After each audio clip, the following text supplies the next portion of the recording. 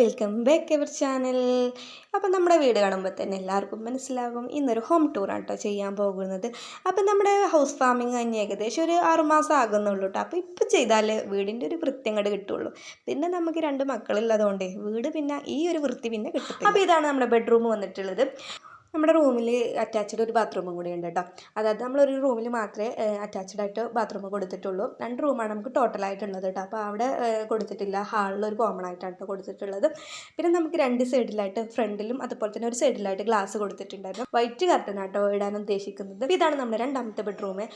നമ്മൾ കട്ടിൽ മാത്രമേ ഇട്ടിട്ടുള്ളൂ, ബെഡൊന്നും ഇട്ടിട്ടില്ല. അതുപോലെ തന്നെ ഇവിടെ ഒരു വുഡിൻ്റെ അലമാര വാങ്ങിയിട്ടുണ്ട്. അപ്പോൾ ഞാൻ പറഞ്ഞില്ല, റൂമിൽ ഒരു ബാത്റൂമും അതുപോലെ തന്നെ ഹാളിൽ കോമൺ ആയിട്ടൊരു ബാത്റൂമാണ് കേട്ടോ കൊടുത്തിട്ടുള്ളത്. പിന്നെ ഇതാണ് നമ്മളെ അടുക്കളൻ്റെ ഏരിയ വരുന്നത്, അതായത് കിച്ചൺ സെക്ഷൻ വരുന്നത് കേട്ടോ.